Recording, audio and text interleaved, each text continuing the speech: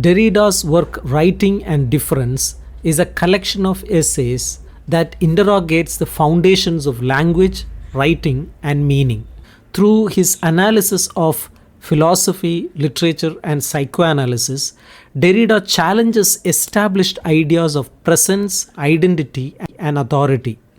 This work introduces many of his central concepts such as difference, the trace, and the critique of logocentrism, establishing Derrida as a key figure in deconstruction and post-structuralist thought. Derrida begins his work with an exploration of the nature of philosophy and its relationship to writing, language, and difference. He argues that Western philosophy has traditionally privileged speech over writing, associating speech with presence and authenticity while relegating writing to a derivative or supplementary status. This hierarchy reflects what Derrida terms logocentrism, a metaphysical bias that underpins much of Western thought. By questioning this bias, Derrida seeks to dismantle the assumptions that structure our understanding of meaning and communication. The first essay, Force and Signification, critiques structuralism and the idea of stable meaning. Derrida examines the works of structuralist critics like Lévi-Strauss and expounds on the relationship between structure and force.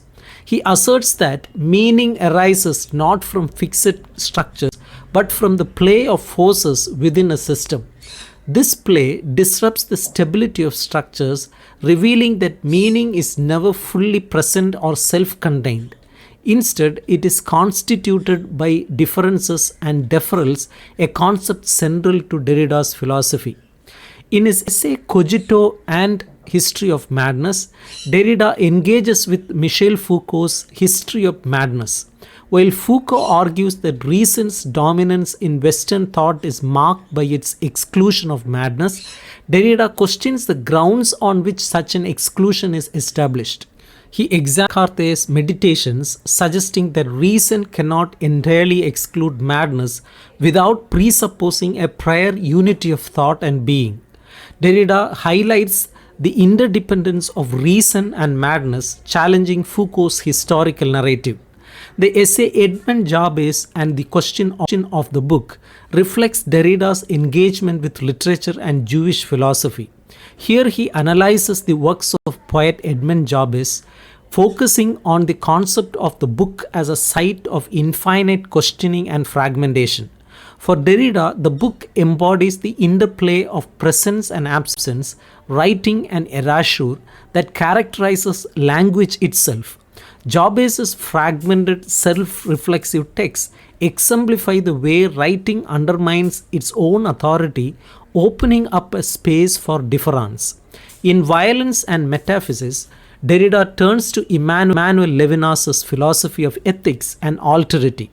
Levinas emphasizes the ethical primacy of the other, advocating for a relationship that transcends ontology. While Derrida admires Levinas's focus on ethics, he critiques the implicit reliance on metaphysical language in Levinas's thought. He argues that even the most radical attempts to escape metaphysics remain bound by its structures. This essay exemplifies Derrida's strategy of deconstruction, which exposes the contradictions and dependencies within philosophical texts. The essay Genesis and Structure of the Essay on the Origin of Languages analyzes Rousseau's essay on the origin of languages.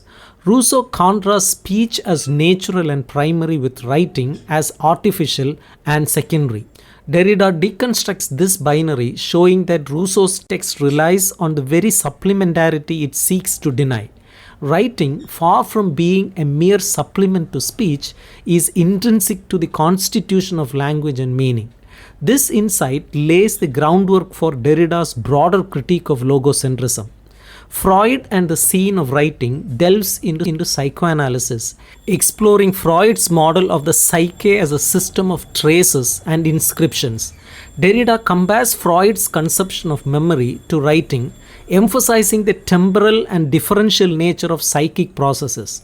By foregrounding the role of writing in Freud's thought, Derrida challenged the traditional privileging of speech and presence in psychoanalysis. This essay exemplifies how deconstruction can uncover the latent textuality of seemingly non textual disciplines. The essay's structure, sign, and play in the discourse of human sciences is one of Derrida's most influential texts, marking a decisive break with structuralism. The essay critiques the idea of a sender or origin that grounds structures of meaning. Derrida argues that such senders are not fixed but constructed, and their construction involves exclusions and hierarchies. By embracing the play of differences, Derrida opens up new possibilities for thought and interpretation. In Ellipsis, Derrida reflects on the impossibility of closure in philosophical discourse.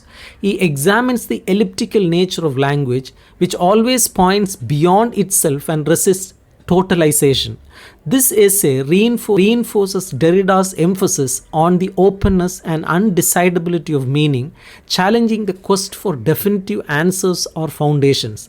The final essay, The Theatre of Cruelty and the Closure of Representation, engages with the work of Antonin Artaud, particularly his concept of the theatre of cruelty. Artaud sought to transcend traditional representation in favor of a visceral, affective experience. Derrida interprets Artaud's project as an attempt to break free from metaphysical constraints, even as it remains entangled in them. This essay highlights Derrida's view that all attempts to escape metaphysics are necessarily mediated by it. Throughout Writing and Difference, Derrida demonstrates that meaning is never self-contained or fully present. Instead, it emerges through difference, the interplay of difference and deferral that characterizes language and thought. Derrida's deconstructive method involves close, meticulous readings of texts, uncovering the tensions and contradictions that underlie their apparent coherence.